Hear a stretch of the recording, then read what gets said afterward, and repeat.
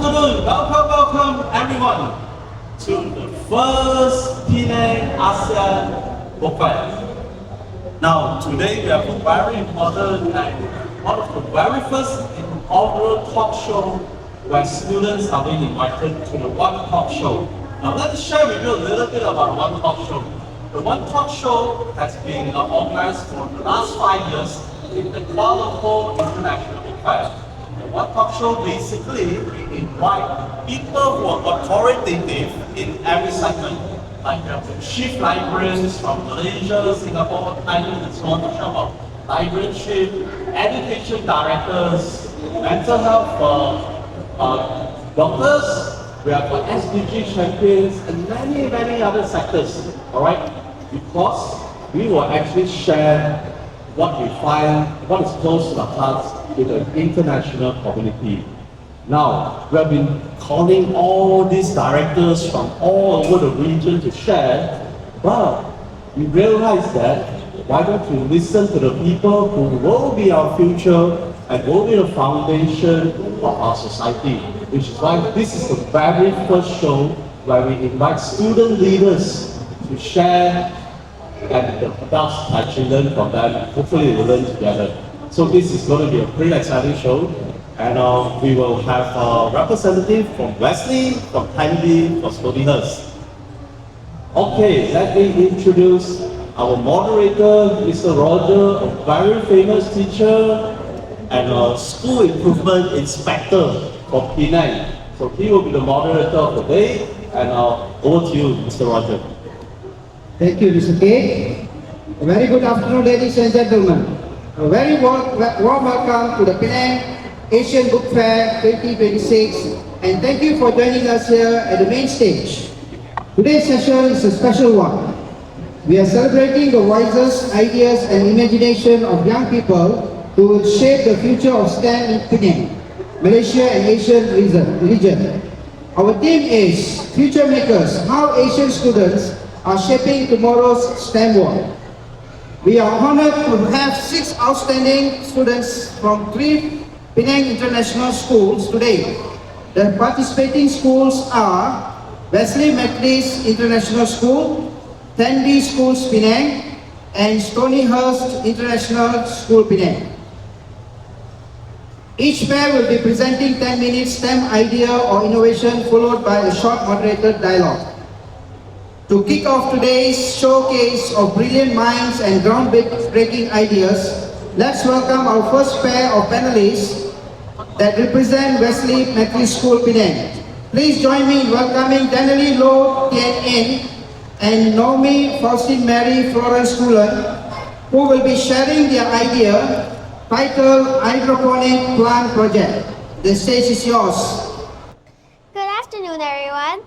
My name is Danielle Loh, and this is my partner Noemi Trullet. We are privileged to represent Wesley Methodist School Penang International.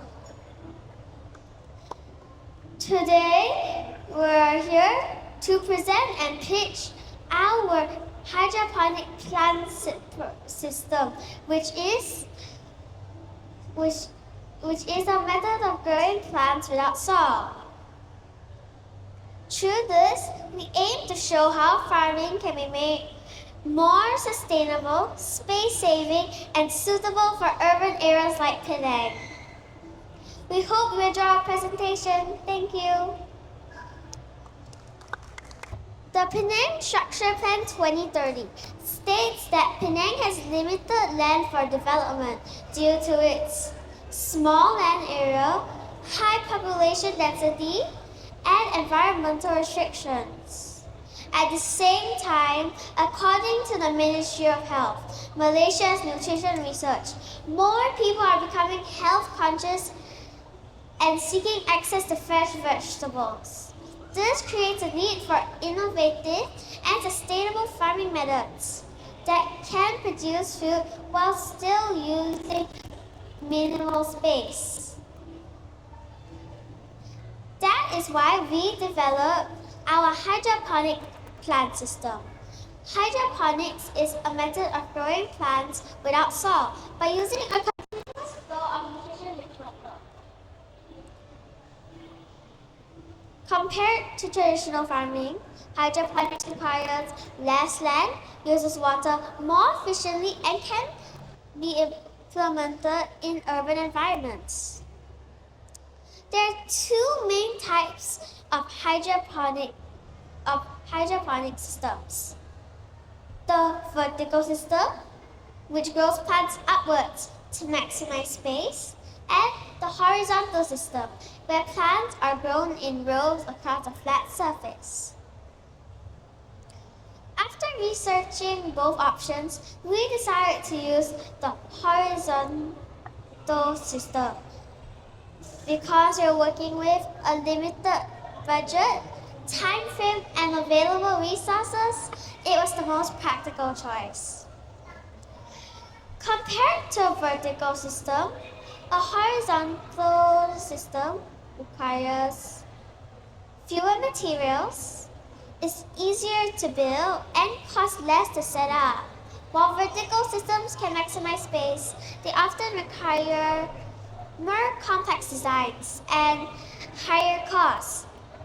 Therefore, the horizontal hydroponic plant system provided a cost-effective and efficient solution while still demonstrating the benefits of hydroponics.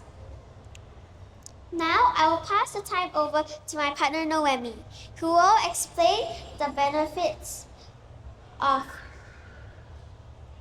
and who will walk us through the process. Thank you, Danielle, for that explanation. Our project took about 6 weeks to complete. First, we spent 2 weeks planning and researching different hydroponic systems. Then, we spent another 2 weeks building our prototype using recycled 5-liter bottles, bricks, and a water pump. At the same time, we planted our seeds in rock wool, which took about 2 weeks to build. We also carefully planned nutrients by measuring the correct amounts of nutrient solution A and B. Solution A provides macronutrients, while solution B provides micronutrients. Both must be mixed properly to ensure healthy plant growth. This was our first design. It was a vertical hydroponic system, but each bottle only hold 1 plant. We then improved our design. By placing the bottles horizontally, we were able to grow more plants using the same materials. However, we faced a new problem. The water became stagnant, which meant the roots were not getting enough oxygen. As a result, some leaves turned yellow and began to wilt. To solve this problem, we redesigned our system again to allow water to flow continuously through the bottles. We also added a wick system to help younger plants absorb water before their roots were long enough. After making these improvements, we tested the system again and observed how the water flowed and plants responded. To help you understand our final design and how it works in real life, we will now show you a short video of a hydroponic system in action. And I will be presenting to you about our new hydroponic system. After many improvements, You can sit down first. Just sit down our first. final design. The water bottles are arranged at different levels. So, the water flows like a waterfall system. So the roots will have oxygen and it will prevent stagnant water. To make our system more sustainable, we added a solar panel that powers the whole system and we reduced the number of pumps needed. We also added a sensor to monitor the water level and it will also let us know when it needs to be refilled. Thank you. Thank you for paying attention to the video. We hope it helped you understand our system better. I'll now pass the time back to Daniel, who will explain the benefits of our hydroponic system and conclude our presentation. Thank you, Noemi, for walking us through the process. Now I will explain the benefits and conclude our presentation. Our hydroponic system has many advantages. It is especially useful for condos and urban areas where space is limited because it allows vertical gardening and efficient use of small spaces. Our hydroponic system uses less water compared to traditional farming, making it more sustainable. Plants can grow faster because they receive nutrition directly from the water, and there is no soil involved, which means less mess and easier maintenance.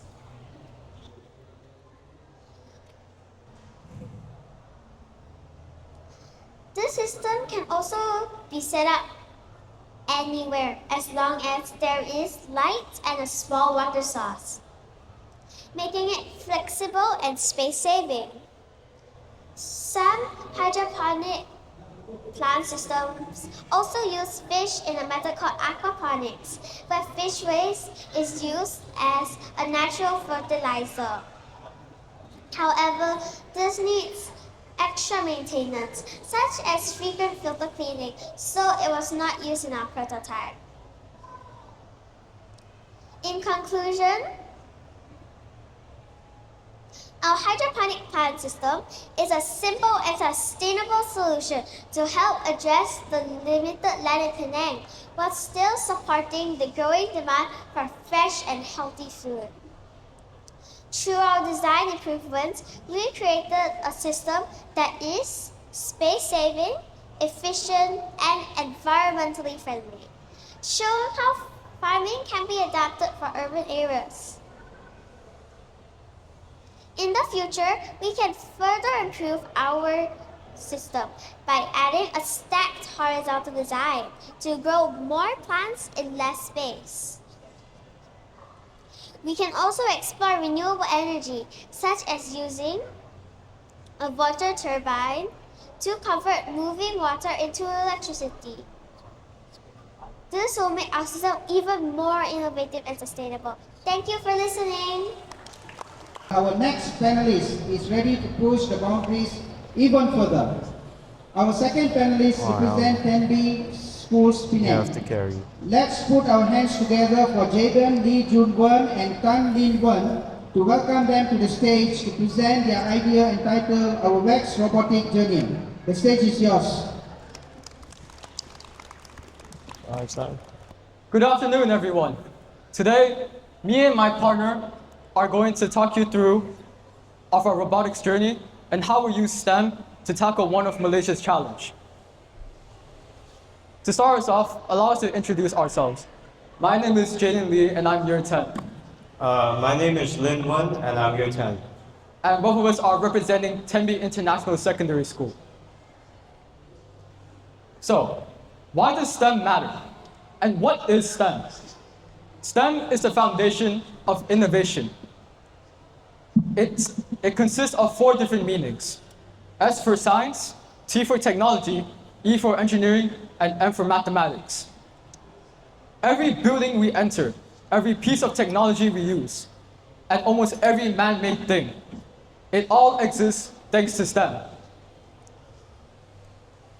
STEM empowers both current and future generations. It sparks curiosity, it inspires creativity, and it allows us to explore and experiment, not just to learn about the subject, but also to implement that knowledge and make a meaningful impact onto the world. It's what allows us to change what we thought was impossible into reality. It is what that has brought us all here today, and it is what that continues to shape our future. Now, let's start with a question. Raise your hands if you've ever noticed maybe your favorite fruits and vegetables becoming more expensive lately. A lot of us have felt victim to this. Well, since all of us have to eat, we definitely noticed about it at some point. Now, why is this the case? Of course, there are several factors that's driven by food inflation. But one of the reasons to this is agriculture. Agriculture is one of Malaysia's significant contributors to the economy. It provides us food every day. However, this sector is currently facing a challenge. Not enough people are willing to work on farms. One of the reasons for this is because young Malaysians prefer working in cities, not on farms. And second of all, farmers traditionally rely on foreign workers. Of course, this would impact everyone. Farmers will lose their income. Us consumers and citizens would have to pay more due to the reduced supply and food inflation. Malaysia will lose its export revenue, and it would have to rely more on imported food. Also, the population will only keep growing as well for the demand for food. This here is a graph of Malaysia's employment in agriculture from 2018 to 2025. And within those span of years, approximately 1.5% of the workers have been gone. Now there's only 9.18% approximately. Malaysia now needs to come with a more reliable and efficient solution. Our STEM idea is to shift into the field of robotics and show you the perspective of autonomous working in agriculture. We're going to combine agriculture with Vex IQ robotics mix and match. So, before we get into details, what is Vex IQ and what is mix and match? Vex IQ is one of Vex robotics platforms where it is given to primary and middle school students to use STEM skills. For example, students are able to build their own robot, use problem-solving skills, code the robot, and operate it. Mix and match is a game of robotics involved in collecting pins and beams. Fundamentally, it is about collecting, sorting, and transporting. So here is the basic model of our robot. Oh, sorry. In the bottom left corner over there, that is the model of the robot. It has its own drivetrain, its own arm, and its own claw. With these parts, it is able to perform 5 different actions. It is able to move around, obviously, and it's able to raise its arm, open and close its claw, and it is able to stack pins together and sort them out. With these actions, we can implement it into real life. Here's some basic ideas. Robots collecting pins can be equivalent to robots harvesting crops. Robots carrying objects can also be equivalent to robots transporting harvested produce. Robots stacking and sorting it into goals can be equivalent to sorting out its type and quality and placing them into their own collection bins. Effective route planning using multiple sensors, for example, the distance sensor, to detect its distance from an object, and an optical sensor to detect the color of the object, can be also used as effective route movement on farms. Although the basic robot is good, it is already quite good, but it is still quite inefficient in some ways. For example, its stability is not that good, and it's only able to carry one object at a time. So therefore, me and my partner here have made some modifications with our own unique models. I will now pass the mic to Lin to explain his own modification. Okay. Okay, so this is my bot. It is the combination of a conveyor belt and an escalator. So at the front there, it collects the pin and it will travel up the escalator and it will go down to where it stacks itself. This is way more efficient than the original robot because the original robot, you have to manually grab each pins and align them and stack them, which could take a lot of time. So having this bot, it reduces the time for each stack. So this is my bot that my previous team had made up together. We found an inspiration online and we used it to create our own model. This is the intake bot. It has 3 different parts: its own drivetrain, an arm, and an intake. The only difference about this bot from the default bot is its intake. This intake consists of 4 wheels inside. When an object enters it, the wheels take it up like an intake. It can hold up to 3 objects at once. Thanks to it, it is able to transport and sort different pins together much more easily. With all of this, I hope that this represents how robotics can be used to assist with different tasks other than agriculture. Now, robots can harvest, transport, and sort out crops. Even with fewer workers, farmers would still be able to produce more food, reducing waste and increasing productivity. More efficient agriculture strengthens Malaysia's food security by reducing its dependence on imported food. Looking ahead, we imagine a future where farmers, not only farmers and also humans and robots to work collaboratively. Maybe even have some drones created that could monitor the health and nutrient levels of crops. Although our Vex IQ bot is a small educational model, it demonstrates the basic ideas behind agriculture automation. Every improvement we make, whether it's a faster intake or more reliable lifting arm, a smarter driving strategy, all brings us one closer to understanding how robots can solve real-world challenges like this. We believe that these small robots become a big inspiration to those engineers and innovations today that can help shape farms of tomorrow. Today, our robot plays a game. Someday, its engineering principles will help feed a nation. By combining robotics and agriculture, we are not only solving a competition challenge, but we are also preparing solutions for Malaysia. Thank you. Oh, wait, sorry. Before that, allow us to talk about our Vex robotics experience. So, those two images over there in the top left corner, that's where me and my team went to Singapore to compete in Vex robotics. We competed against about 10 different countries, and out of 30 teams, me and my team got 4th place. Thank you. And in the bottom left corner, in those two photos, that is where me and my team competed in the national championship competition, where we didn't manage to get 1st place, but we did manage to get on the podium. And if you see, oh, it's blocking, but in one of those images, it's actually showing the model that I used as I was talking about just now, in action during the competition. And it actually turned out quite well. Okay. Hello? Okay, so on the top left, that's me. That's my first ever national competition in robotics.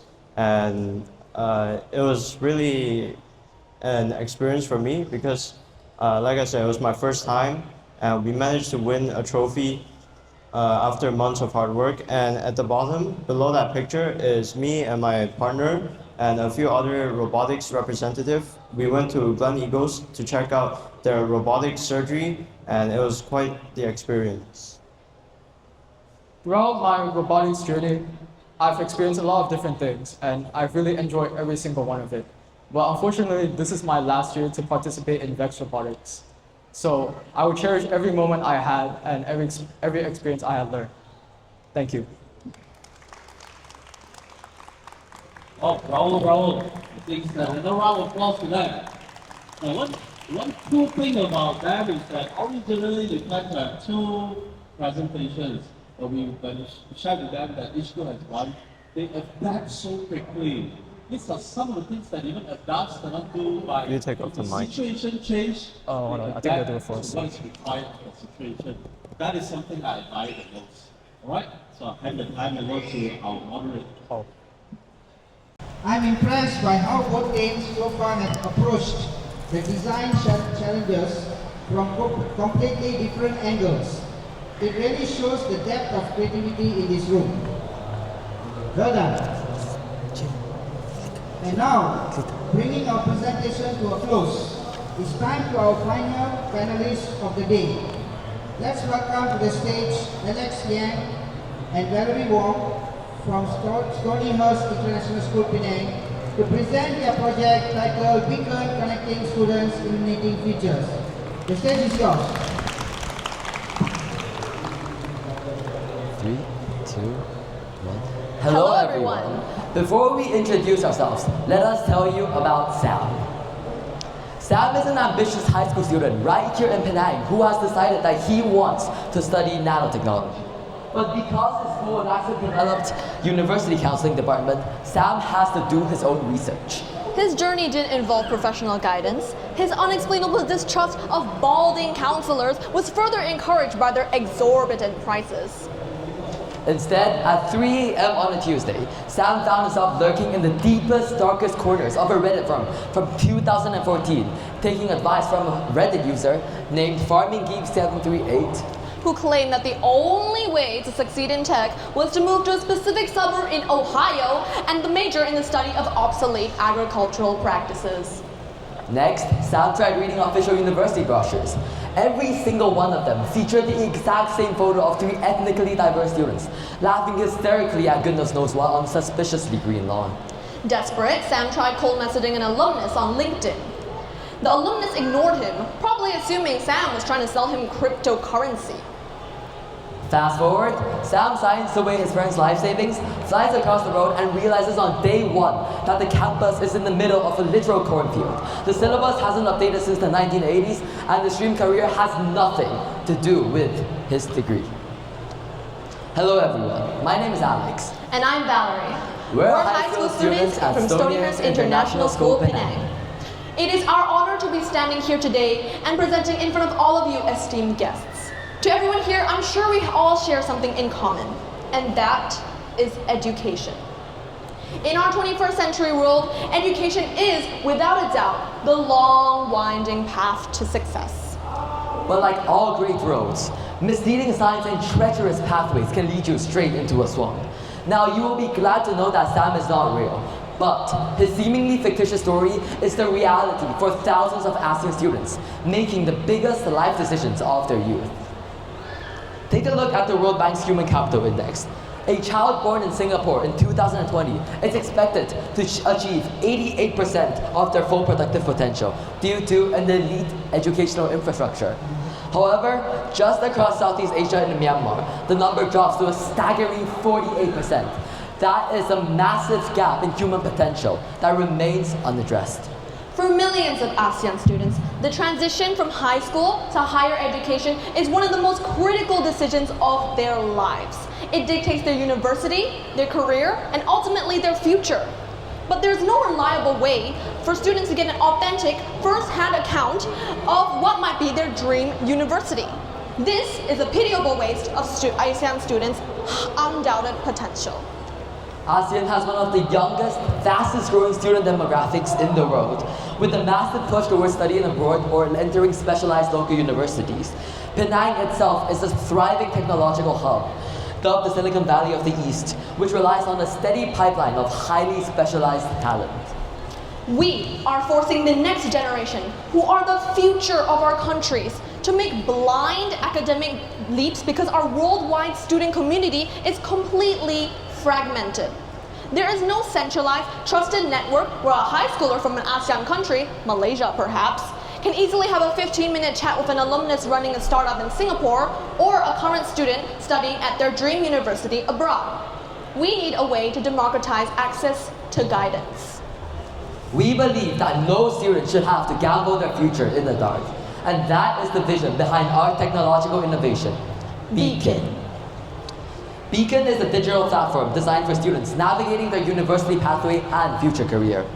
It is a global mentorship and networking platform that connects students with current students and alumni from their dream educational pathways, enabling informed academic decisions through real conversations.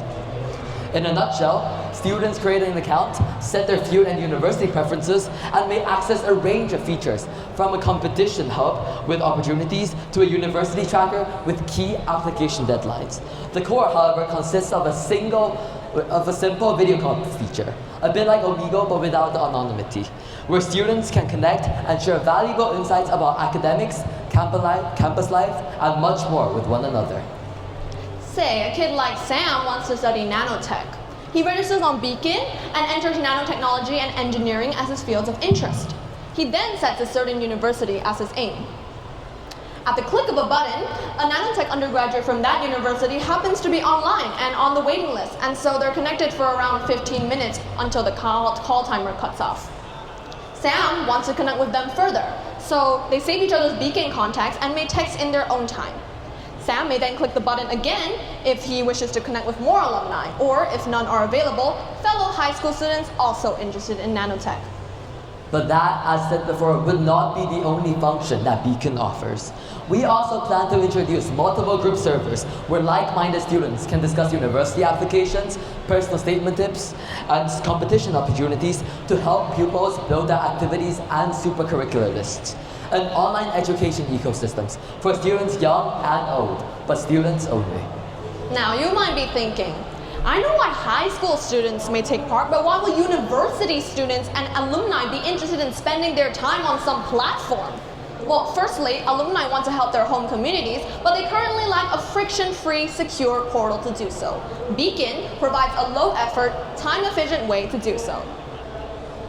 Except for that intrinsic urge to give back to humanity, alumni can also earn volunteer hours as part of an ambassador program, which can be included in their CVs.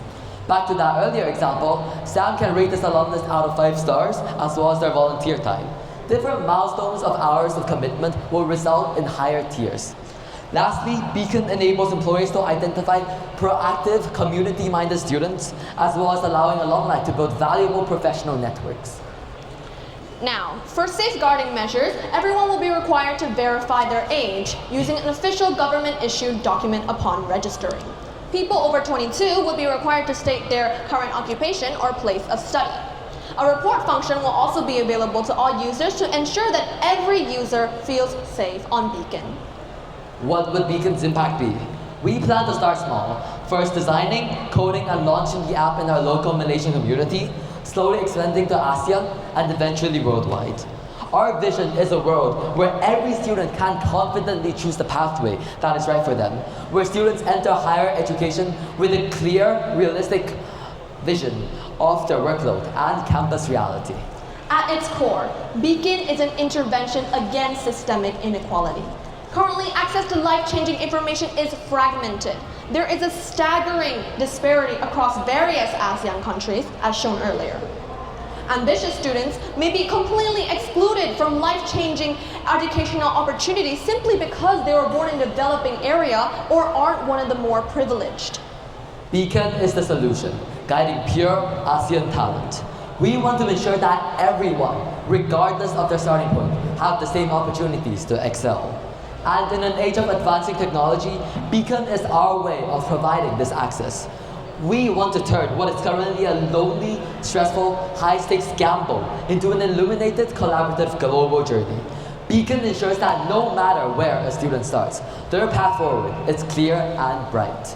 In essence, Beacon bridges the gap between ambition and opportunity because no student's future should depend on the school they attend or the country they come from. Every student deserves a chance to make informed decisions, build meaningful connections, and realize their true potential. Thank you. Congratulations to our final panelists. Let's give them a big round of applause. Your project Beacon, connecting students, illuminating futures, is such a powerful testament to what STEM is truly about. It's not just about code, the hardware, or data. It's about human action and social work. Thank you, Alex, for this inspiring sharing. Thank you to all 6 incredible panelists. While each panelist approached a completely different problem, spanning across different sectors of science and technology, there is a powerful common thread that connects all 3 of the innovations today, the drive to turn complex, cutting-edge science into practical, real-world solutions. Before we move on into our dialogue session, let me highlight a few things that emerged from today's discussion. Each one of you identified real-world problems that matter to your generation. Your approach solution with creativity, empathy, and scientific thinking. And most importantly, you showed us that innovation is not limited by age and by imagination. Thank you. Now let's move on to the second session. Before we start, let me explain how this session will be carried out. Each pair will be given an impromptu question. Ladies and gentlemen, Bear in mind the question is only will be revealed to them today and see how they are going to answer. And the question is based on their own project. Okay, shall we start?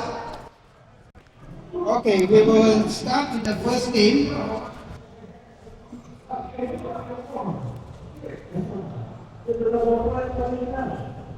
Okay, both of you can take time, take turn to answer. Listen carefully. The question is, imagine you could build a secret garden inside a tiny apartment. How would vertical gardening help you grow fresh vegetables, and why is it better for our planet? I repeat, imagine you could build a secret garden inside a tiny apartment. How would vertical gardening help you grow fresh vegetables, and why it is better for our planet? Well, why it might be better for our planet. One of the examples could be that because we are growing plants, it will help produce more oxygen and reduce global warming.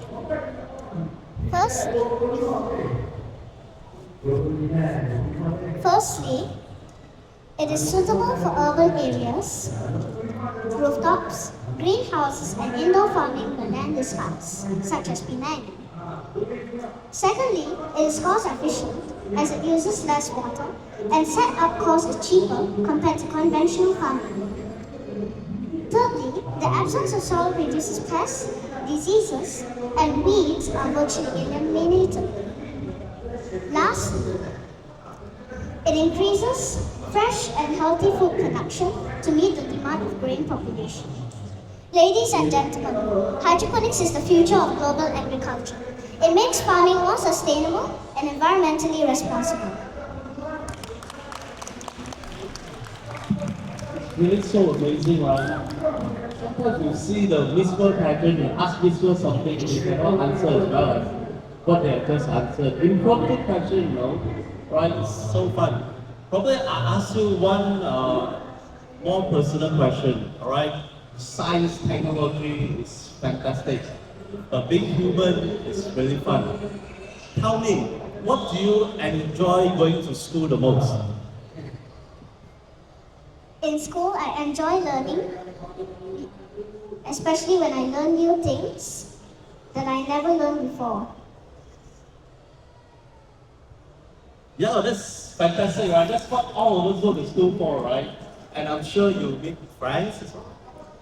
What I enjoy about school is maybe the time that I spend with my friends, and I also enjoy learning a bit here and there. Yeah. I think you can find the best friendship in school. When you work, maybe somebody have a hidden agenda to know you. But when you're in school, your friends will be truly BFF forever, right? That's the strongest bond that you can find. Bravo! All the values are perfect and super. Round of applause. Yes. Imagine you are building a robot helper for a farm. How can automation and robots help farmers grow more food while taking care of our planet? I repeat, imagine you are building a robot helper for a farm.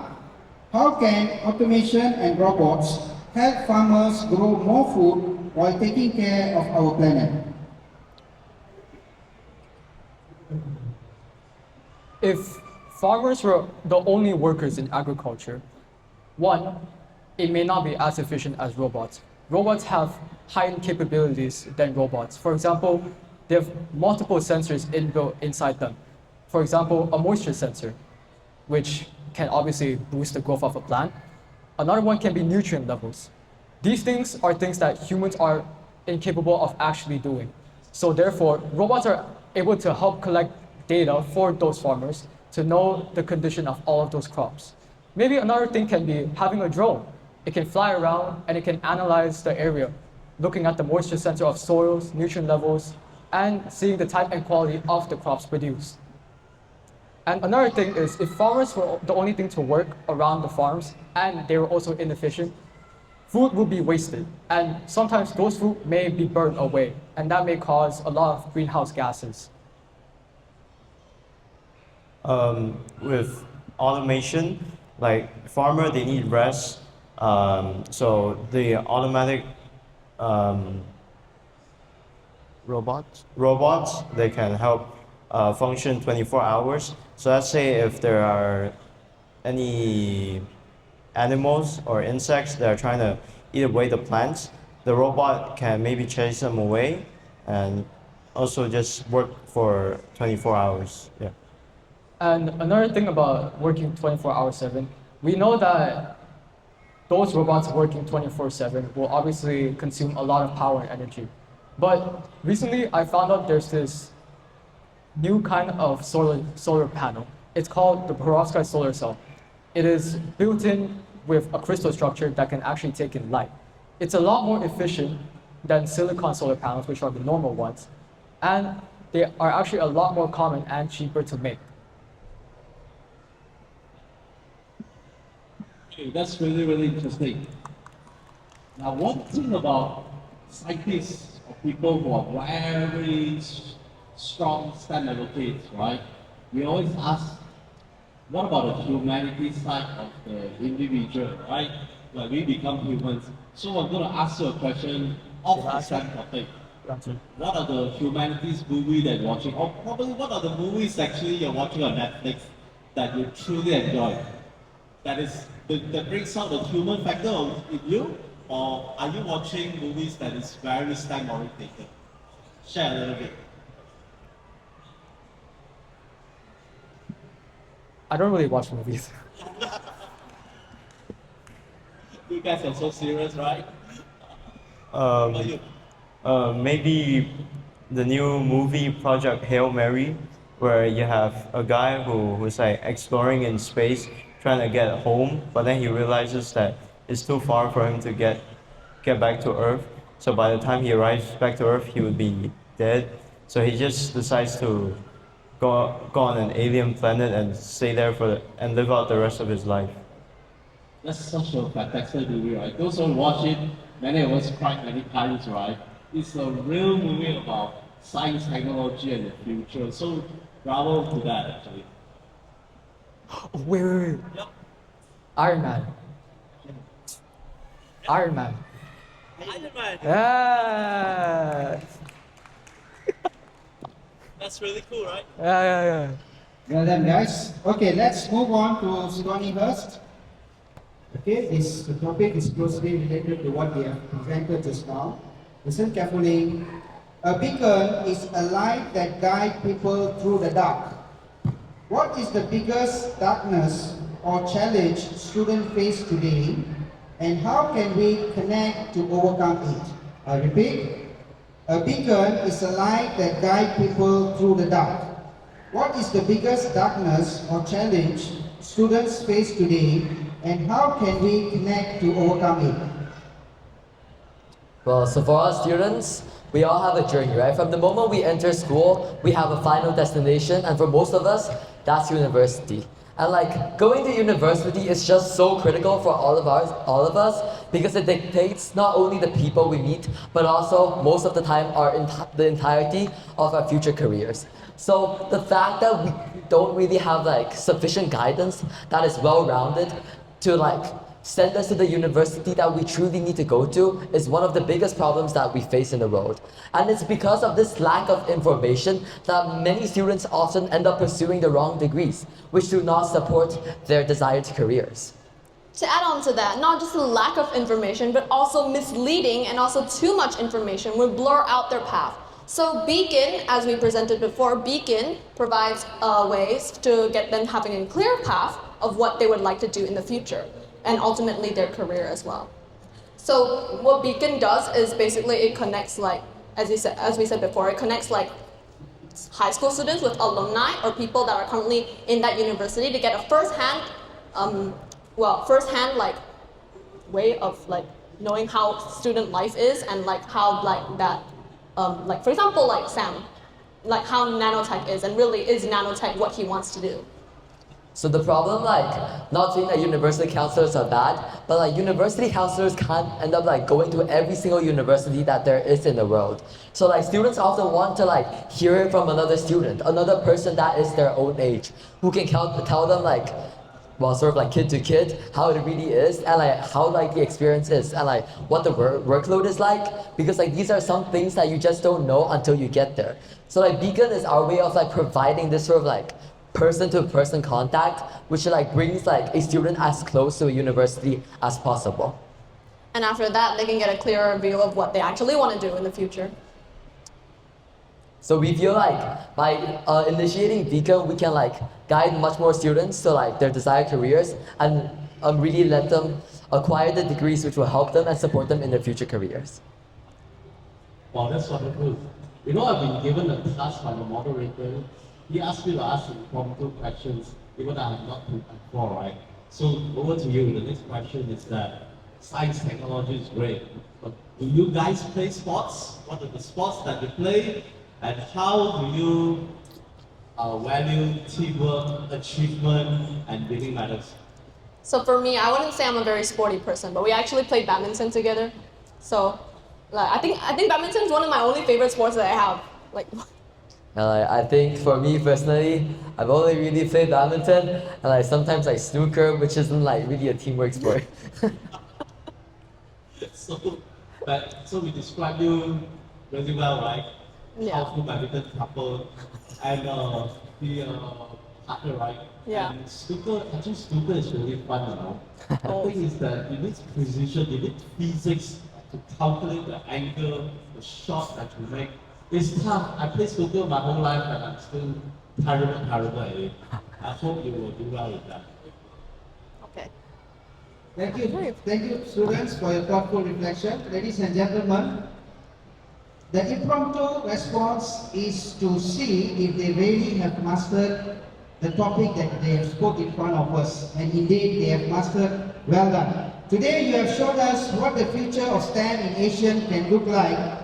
Bold, creative, and full of purpose. To the principals, teachers, and families here today, thank you for nurturing these young minds. And to our audience, thank you for being part of this celebration of youth innovation. This concludes our session, Future Makers, how Asian students are shaping tomorrow's STEM world. Please join me in giving all the 6 panelists a big round of applause. Well done. Okay, finally, one of the most important things to every parent, every teacher here, in the back of our mind, we always think, will my kids be able to earn a living in the near future? All right? Will they be able to carry makan? Can they be independent? And this panel has actually clearly proven that we don't need to worry about them. They will excel wherever they are.